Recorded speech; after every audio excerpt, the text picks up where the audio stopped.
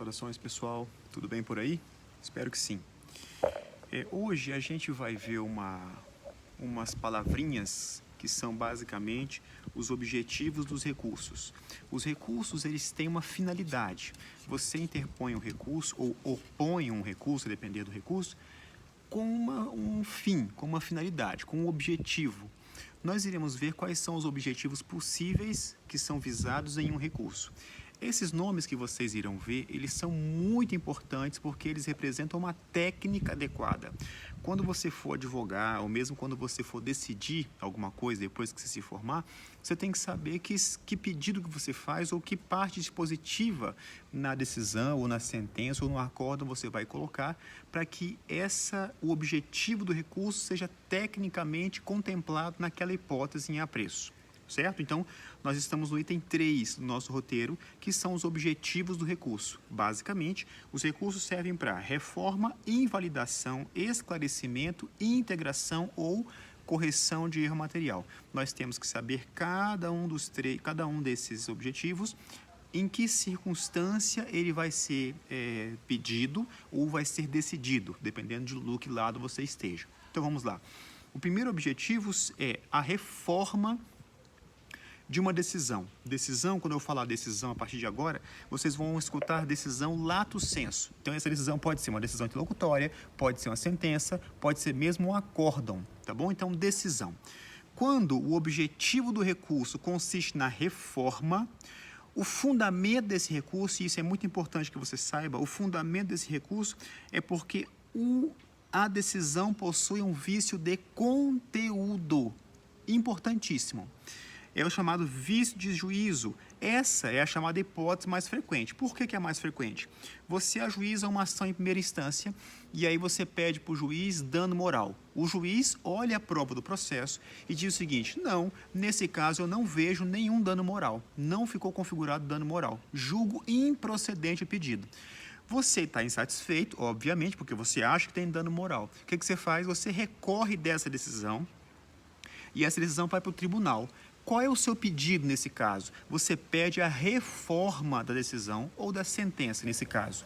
Por que a reforma? Significa dizer que o juiz de primeira instância, ele analisou todas as provas do processo, toda a documentação, ouviu testemunha e chegou à conclusão que naquela circunstância o seu direito não vai prevalecer. Então julgou improcedente o pedido. Quando essa espécie de insurgência que você tem contra esse tipo de manifestação judicial é o pedido de reforma. Você está dizendo o seguinte: tribunal, como é que não tem dano moral? Claro que tem dano moral, a pessoa me xingou, está provado no processo. Então, você vai pedir a reforma da decisão, da sentença de primeira instância. Você vai alegar um vício de conteúdo, um vício de juízo. E essa é a hipótese mais frequente que é vista em recursos no Brasil, tá bom? E aí, anota uma expressão aí que é muito utilizada em recursos e você não pode usar essa expressão em outra hipótese que não essa.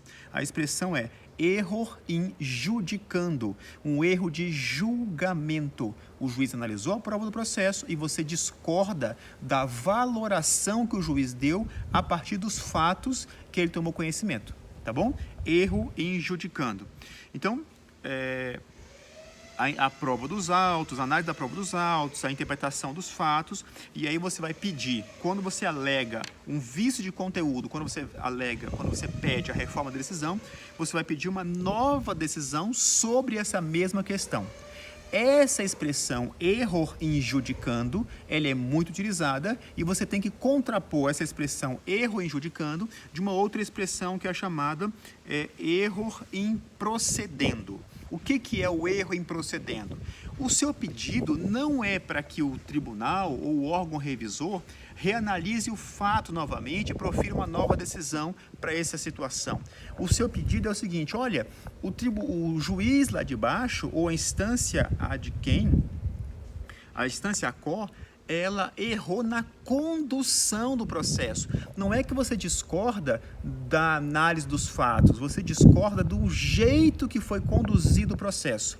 Aqui, portanto, você não está falando de um erro em judicando, você está falando de um erro em procedendo, o que é muito diferente. tá bom?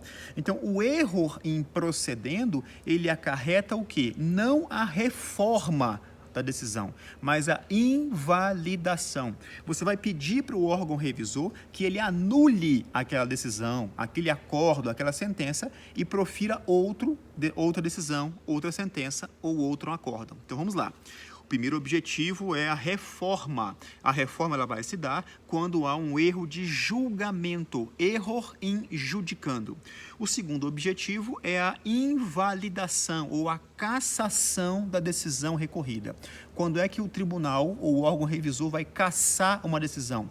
Não é quando há um erro em judicando, mas quando houver um erro em procedendo, certo? Então, você pede uma prova. Você diz o seguinte: excelência, o Juliano me xingou. E aí o juiz fala assim, ok, vou citar o réu, Juliano, para saber se ele xingou ou não. Aí eu digo que não xinguei. Então você cria no processo um fato controvertido. Esse fato controvertido exige o quê? Uma prova, porque o autor está dizendo, Juliano xingou.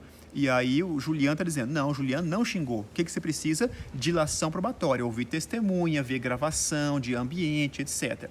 Aí você fala assim, ok, então precisamos decidir, precisamos aferir se houve ou não xingamento no caso concreto. Para decidir isso, precisa de dilação probatória. Então, o autor, para provar o fato constitutivo dele, pede o seguinte, eu quero ouvir, quero que o senhor ouça o Juliano para saber o que aconteceu, eu quero que o senhor ouça a testemunha que ouviu que o Juliano me xingou. É assim que funciona. Aí o juiz fala assim, ó, não, eu acho que a prova do processo está tudo certo, eu já vou julgar com o que tem aqui. Aí você fala, ok, se você acha que está tudo certo, excelência, se o senhor acha que está tudo certo, então tudo bem. Aí vem a sentença julgando improcedente por falta de prova. Aí você fala assim, excelência, não entendi. Eu estou dizendo para você que eu tenho como provar que houve xingamento, o senhor indefere a prova e julga improcedente por falta de prova, mas foi o senhor mesmo que me causou prejuízo. Nesse caso, é um típico caso de cerceamento de defesa. O cerceamento de defesa é o fundamento número 1. Sempre não, 99% das vezes em que alguém pede a anulação de uma sentença de primeiro grau é por cerceamento de defesa. Então, entenda o seguinte, não é que você vai pedir para o tribunal reanalisar as provas. Não, você está dizendo o seguinte, a condução, o passo a passo do processo lá de baixo não foi bem conduzido. Então, o juiz tem que proferir uma nova decisão consertando o procedimento. Então, aqui nesse caso, diferentemente do vício de conteúdo, onde o juiz analisou a prova e você pede para o tribunal analisar de novo a prova, aquela mesma prova, você está dizendo o seguinte, a condução do processo não foi adequada. Então, aqui não é um erro de julgamento, é um erro de procedimento. Se é um erro de julgamento, o pedido é a reforma da decisão. Se é um erro de procedimento, o pedido é a invalidação, a cassação da sentença. Se o tribunal se convencer de que o juiz cerceou o direito de defesa da parte, o que o tribunal faz? Cassa a sentença e manda o juiz conduzir o processo adequadamente e manda ele proferir uma outra sentença no caso concreto. Entenderam a diferença? Então, quando vocês forem advogar, vocês vão passar na OAB, vão ter muito sucesso, muito dinheiro, e você vai pedir, você vai recorrer. Você tem que saber se no final você vai colocar assim, ó, e o suposto pede a reforma ou pede a cassação. Quando é que vai pedir a reforma? Quando for um erro de julgamento. Quando é que você vai pedir a invalidação, a cassação? Quando for um erro de procedimento. Tá claro isso? E aqui eu vou retomar uma coisa que eu tinha que ter falado no primeiro encontro que a gente teve aqui virtual, que é a teoria da causa madura. Vamos abrir lá o artigo 1013, parágrafo 3º, para ver o que é a teoria da causa madura. Nós iremos ver esse dispositivo quando formos ver a apelação, mas a gente já vai antecipar aqui para que vocês, quando chegarem lá, já estejam dominando o assunto. Teoria da causa madura. Às vezes, quando o processo chega no tribunal, o tribunal ele vai cassar a sentença. Agora, se o tribunal cassa uma sentença, significa que a pessoa vai ter um atraso de, sei lá, de meses, no mínimo meses, porque até da petição inicial até a prolatação da sentença, passaram-se meses, muitas vezes anos. Se o tribunal cassa a sentença, significa dizer que o processo vai sair do tribunal depois de 4, 5 meses lá parado, e aí vai voltar para a primeira instância, ou seja, vai ser um grande atraso. Para evitar esse atraso, essa protelação do processo, criou-se a teoria da causa madura. O que diz lá o artigo 1013, parágrafo 3º? Diz assim, ó, se o processo estiver em condições de julgamento, o tribunal deve decidir desde logo o mérito quando? Então, assim, ó, ao invés de cassar a sentença, simplesmente cassar a sentença e devolver para a primeira instância, o tribunal vai cassar a sentença e vai julgar de plano o processo. Essa é a chamada teoria da causa madura. Sempre vai poder fazer isso? Não, nem sempre.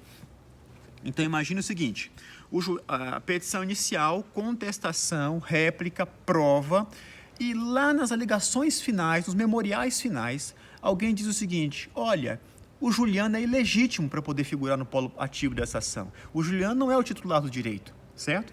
Então, depois que o juiz já instruiu o processo, ouviu testemunha, fez perícia, fez um bocado de coisa, na sentença o juiz descobre que eu não sou legítimo para ajuizar aquela ação. O que o juiz faz? Ele vai julgar, ele vai proferir uma sentença sem julgamento de mérito. Tá ok? Muito bem. O que eu vou fazer? Eu vou apelar e dizer o seguinte, tribunal, não senhor, eu sou legítimo sim senhor, eu sou o autor legítimo para poder propor essa ação. Então o que o tribunal vai fazer? Se a gente pede a invalidação da sentença, o tribunal cassa a sentença e desce para o primeiro grau para o juiz proferir outra, tá ok? Muito bem, se o processo estiver todo prontinho, se tiverem todas as provas do processo, o que o tribunal vai fazer? Ao invés dele cassar e mandar lá para baixo, o tribunal cassa a sentença e ele mesmo decide de plano o processo lá em cima. Essa é a chamada teoria da causa madura. Entenderam? Então, anota esse artigo aí, artigo 1013, parágrafo 3º do CPC. Ele é muito importante para você. Quando é que isso vai acontecer? O próprio código exemplifica. Ele diz o seguinte, olha, sempre que o tribunal reformar a sentença fundada no 485, eu estou lendo lá, um artigo 1013, parágrafo 3º, inciso 1º. Sempre que o tribunal reformar a sentença fundada no 485. 485 é quando o juiz extingue o feito sem julgar o mérito. Tá bom? Segunda hipótese, quando o tribunal decreta a nulidade da sentença por não ser ela congruente com os limites do pedido ou da causa de pedir. Atenção, o que é o chamado princípio da congruência, ou princípio da inércia, ou princípio da adstrição? Eu peço para condenar o réu na obrigação de fazer, uma obrigação de me entregar, por exemplo, um fusquinha branco. Tá? Esse é o meu pedido. Então, o pedido é, condene o réu a entregar para mim um Fusca branco. Aí o juiz, na sentença, depois de instruir o processo inteiro, na sentença, ele falou assim, isso posto, julgo o procedente ao pedido do Juliano para condenar o réu a pagar um corcel verde. Aí você fala assim, excelência, que história é essa? O pedido era um Fusca branco. Você está condenando o réu a pagar um corcel verde. Não tem nada a ver uma coisa com a outra. Então, a sentença não está congruente com o pedido. A sentença está fora. A sentença está tratando de um outro caso que não foi o caso do processo. Então, sempre que o tribunal se convencer que o juiz não proferiu uma sentença congruente com os limites do pedido ou dos fundamentos ou da causa de pedir, o tribunal cassa a sentença. Regra geral, se o tribunal cassa a sentença, devolve para proferir outra sentença. Mas, se a causa estiver madura, se todas as provas estiverem no processo, o tribunal cassa a sentença e decide em segunda instância pela primeira vez. Tá claro isso? Muito bem. Terceira hipótese. Quando constatar a omissão no exame de um dos pedidos, hipótese em que poderá julgá-lo. Eu ajuizei uma ação pedindo a condenação do réu em danos materiais e danos morais. Esse é o meu pedido. O tribunal julga os danos materiais e esquece os danos morais, certo? Então, tem uma omissão. A atividade jurisdicional não está completa, porque eu tenho uma demanda, propus a demanda no judiciário e o judiciário se negou a julgar. Isso é denegação da justiça, não pode, isso é um vício de procedimento. Então, aí o juiz julgou um pedido e esqueceu do outro pedido. Eu embarguei, forcei o juiz a falar, o juiz falou assim, não tem vício nenhum na minha sentença. O que eu faço? Eu apelo e vou para o tribunal.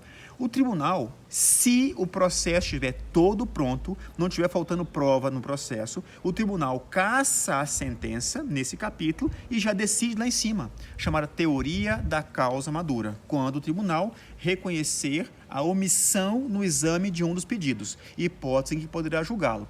E no inciso 4º, quando o tribunal decretar a nulidade da sentença por falta de fundamentação. Eu já disse para vocês em sala de aula, disse para vocês aqui, que o fundamento da sentença tornou um capítulo importantíssimo no Código de Processo Civil. Basta você ler o 485, porque você vai se convencer de que, para que seja proferida uma decisão válida, a decisão tem que ser fundamentada. Se o juiz julga improcedente contra você, ou julga procedente contra você e não fundamenta, o que você faz? Você pede para o tribunal anular a sentença por ausência de fundamentação. E aí, de novo, se o processo estiver todo instruído, ou seja, se o processo estiver maduro, o tribunal caça a sentença por ausência de fundamentação e, ao invés de devolver para o juiz de primeira instância, para o juiz julgar, atrasando a vida da parte por meses, o tribunal caça a sentença e julga lá em cima. Entenderam? Então, atenção aqui. A teoria da causa madura, ela se contrapõe de forma assim muito nítida em relação ao duplo grau de jurisdição. Por quê? Porque eu estou falando o seguinte, olha, o tribunal, a segunda instância, sempre que eu falar agora tribunal, você vai entender assim, ó, segunda instância, tá? A segunda instância, ela só pode analisar coisas que foram decididas pela primeira instância. Você não pode ajuizar uma ação diretamente no tribunal na segunda instância. Não, você tem que ajuizar a ação na primeira instância e depois que o juiz aqui de baixo decidir, aí que lá em cima eles vão decidir revendo ou não a decisão de primeira instância. Esse é o chamado duplo grau de jurisdição, tá claro? Vocês concordam comigo que quando o tribunal decide uma causa pela primeira vez, ele não estaria violando o duplo grau de jurisdição? Pronto. A chamada teoria da causa madura, ela é uma previsão legal e constitucional, porque o Supremo já disse que isso é adequado, porque a segunda instância, ela vai analisar uma coisa pela primeira vez, coisa que o juiz lá de baixo não analisou. Então, a teoria da causa madura seria uma exceção ao duplo grau. Por quê?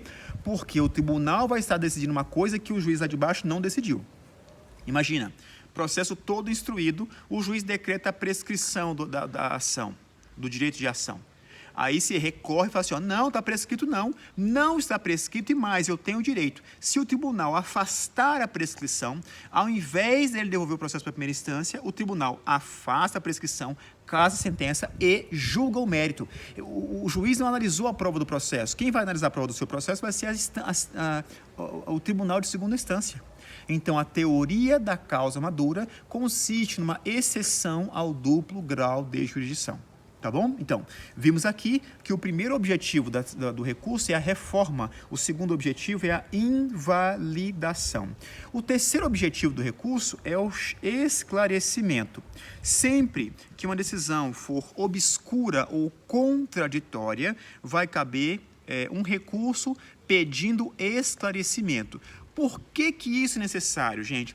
Porque muitas vezes, quando a sentença for cumprida, depois que transitar em julgado, isso pode ter uma dúvida importante no alcance da ordem que o juiz lá de baixo deu, o juiz da primeira instância deu. Então, para não ter dúvida nenhuma sobre que direito que foi fixado, foi certificado na sentença, convém que você interponha um recurso ou oponha um recurso pedindo o esclarecimento. Vamos lá. Vocês conhecem a minha letra no quadro e viram que a minha letra é linda. Aí eu resolvo pegar um processo de papel, coisa que é quase inexistente atualmente, e resolvo, eu, enquanto magistrado, escrever com a minha própria letra no processo. Digam para mim, com sinceridade, alguém vai entender alguma coisa? Não, né? Não vai entender, óbvio que não. Então, contra essa decisão, que aqui não tem tecnicamente um vício, um erro de julgamento ou um erro de procedimento. É um erro na forma em que a decisão foi proferida. Então, se alguém não entende alguma coisa da decisão, cabe um recurso e o pedido do recurso é: tribunal, órgão jurisdicional, esclareça o que você está dizendo aqui porque eu não entendi. Tá bom? Então, o terceiro objetivo do recurso é o esclarecimento. contra decisão contraditória ou obscura. E aí você vai ler aqui um dispositivo que é um recurso que nós iremos estudar. Vamos ter uma aulinha só para ele, que é o chamado embargos de declaração. O 1022 fala assim, ó, cabem embargos de declaração contra qualquer decisão judicial para, inciso 1º, esclarecer obscuridade ou eliminar contradição. Então, imagina o seguinte, o juiz lá embaixo, ele profere uma decisão e diz assim, ó, o relatório ele diz o que está acontecendo no processo, na fundamentação ele vai dizer o seguinte, eu acho que o Juliano tem razão, ele tem realmente danos morais a receber, eu vou condenar o réu a pagar danos morais. Aí no final da sentença ele diz o seguinte, isso posto, julgo improcedente o pedido. Excelência, o senhor endoidou? Porque aqui no fundamento você está dizendo que é procedente o pedido, e na parte final você diz que é improcedente, a sentença está contraditória. Então, o que você vai fazer? Você vai opor um recurso adequado pedindo esclarecimento desse pronunciamento judicial. Então, esse é o terceiro objetivo do recurso, tá? Esclarecimento. Pede-se uma decisão mais clara. A atividade jurisdicional já está encerrada, mas você não vai pedir que o juiz decida novamente. Você vai pedir para o juiz falar o que ele já falou. Então, não se pede que se redecida, pede-se que se reexprima o que já está lá, só que não está claro, ok? Esclarecimento é mais um objetivo do recurso. Outro objetivo do recurso é a integração.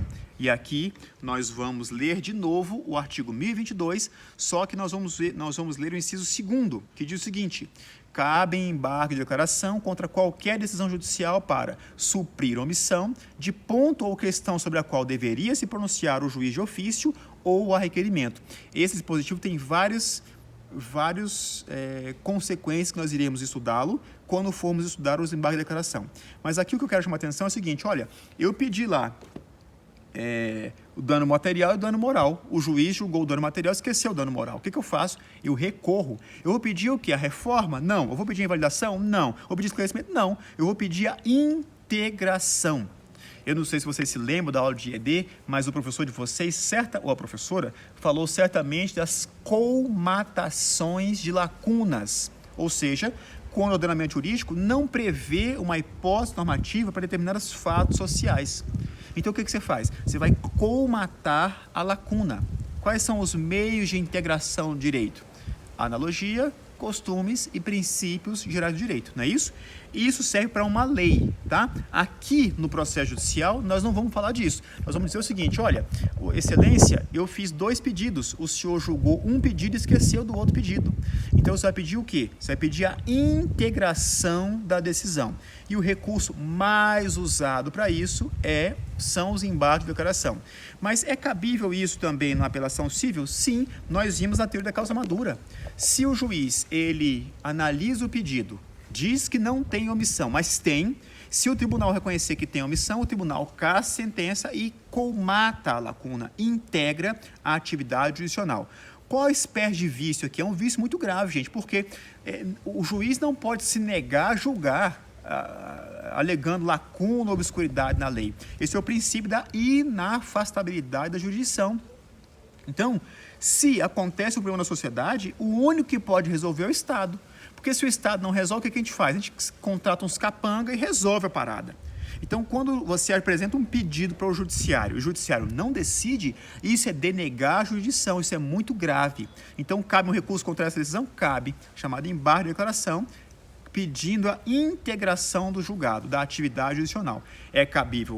São cabíveis os embargos e também pode ser resolvido por apelação, como nós vimos aqui na teoria da causa madura. E por fim, gente, o último objetivo dos recursos é a correção de erro material de ofício ou a pedido. Vamos ver lá o 494, o que diz lá? Existe um princípio no processo civil que é o princípio da irretratabilidade. O que é a irretratabilidade? Em regra, o juiz não pode voltar atrás. Se o juiz profere uma decisão, se o tribunal lavra um acórdão, significa dizer que os juízes ou desembargadores leram o processo e chegaram àquela conclusão. em regra, eles não podem voltar atrás. Esse é o chamado princípio da irretratabilidade, tá bom? Tem exceção? Tudo no direito tem exceção. Qual é a exceção? 494, diz assim, ó, publicada a sentença, e aqui você vai ler sentença, decisão interlocutória, acórdão, onde quer que seja. Publicada a sentença, o juiz só pode alterá-la, inciso 1º, para corrigir-lhe de ofício ou a requerimento da parte, ou seja, se ele notar que errou, ele mesmo pede o processo vir concluso para ele consertar o erro, ou a requerimento da parte, inexatidões materiais ou erros de cálculo. E o inciso 2º, por meio de embargo de declaração. Princípio da irretratabilidade. Uma vez proferida uma sentença, uma decisão, um acórdão, ninguém pode voltar atrás. Agora, se lá naquela acórdão, se naquela sentença, se no despacho tiver um erro assim manifesto, mas gente, tem que ser erro manifesto, não pode ser assim. O tribunal julgou procedente. Aí você fala assim, ó, é um erro manifesto, porque na verdade ele queria julgar improcedente. Não é isso. O que é esse erro manifesto ou erro de cálculo? É o seguinte, muitas vezes o estagiário, né? O estagiário nunca erra, quem erra é o servidor. O servidor, ele faz um copia e cola. Ele fala assim, esse caso aqui é igual ao caso da semana passada. Então ele copia e cola e manda para o juiz assinar. Só que ele copia e cola uma decisão que julga procedente para condenar danos morais em 10 mil. Aí está escrito lá assim, R cifrão, 10 mil, aí entre parênteses, 15 mil. Isso é um erro material, certo? Porque pela fundamentação, você chegou à conclusão que ia condenar em 10 mil e não em 15 mil. Então aqui é um erro óbvio. Se o juiz assina a sentença, publica e ele nota que errou, ele mesmo profere uma decisão e fala assim, olha, onde está dizendo 15 mil lá, não são 15 mil, são 10 mil. Tá bom? Agora, se o juiz não nota esse erro, você pode ajuizar, opor um recurso chamado embargo de declaração. Qual é o seu pedido? Invalidação? Cassação? Não. O seu pedido é que haja uma correção de erro material, porque é um erro evidente. Atenção, muita atenção. O fundamento para um erro evidente é esse errinho de cálculo, erro de digitação, o que seja. Você não pode alegar que houve um erro evidente pedindo a reforma. Não, porque aí o tribunal vai julgar novamente aquilo. Não pode, em razão do princípio da irretratabilidade. Tá claro isso? Então, o último objetivo do recurso é correção de erro material. Então, o recurso adequado para poder rediscutir isso são os embargos, 1022, inciso 3º. Esse erro é corrigível a qualquer tempo, mesmo depois do trânsito julgado. É um erro que é manifesto. Então, se ninguém nota, ninguém recorreu, nem mesmo o juiz, e está lá, no fundamento, vou condenar em 10 mil reais que eu acho adequado. Aí no dispositivo, coloca lá, 10 mil, R cifrão, 10 mil, e entre parênteses, 15 mil, você vai, trânsito é julgado, não pode mais mudar. Pode, porque aqui é um caso de erro manifesto, é um erro de cálculo às vezes, que causa dúvida nas pessoas para saber se o dano moral foi de 10 mil ou de 15 mil, tá bom? Então, o último objetivo do recurso é correção de erro material. Entenderam, gente? Bom, então no nosso encontro de hoje a gente viu quais são os objetivos dos recursos. Esses objetivos são fundamentais porque você não vai fundamentar o recurso pedindo uma outra coisa. E você não vai dizer o seguinte, olha, eu quero essa correção do erro material, logo eu quero a reforma da decisão. Não, você vai fazer o pedido adequado. Então, reforma é erro injudicando. A invalidação ou cassação é erro improcedendo. E aí tem erros improcedendo específicos. Quando o juiz ele não é claro na decisão, você pede o esclarecimento. O recurso adequado para pedir o esclarecimento chama embargo de declaração. Quando o juiz esquece ou não julga um pedido que você fez, você vai pedir a integração do julgado. Qual o recurso adequado? Embargos de declaração. Pode ser por apelação civil? Pode ser por apelação civil, que nós vimos na teoria da causa madura. E, por fim, o pedido é uma correção de erro material. Mesmo se não houver recurso, essa parte não transita em julgado. Pode ser corrigida quando for manifesto a qualquer tempo. Mas convém que mesmo que você tenha ganhado o processo, mesmo que você tenha ganhado a ação, convém que você peça a modificação e a correção. Por quê? Para evitar picuinha no cumprimento de sentença. Porque você ganhou, aí você vê o erro e fala assim, vou ficar quietinho para transitar julgado logo, para não atrapalhar o andamento do processo. Quando for cumprir a decisão, nenhum tribunal, nem o juiz vai lembrar do que decidiu ali. Então, convém que você seja fiscal do processo, mesmo que você tenha ganhado esse processo, tá bom? Objetivos do recurso: reforma, invalidação, esclarecimento, integração e correção de erro material, tá bom? Até a próxima. Tchau, tchau.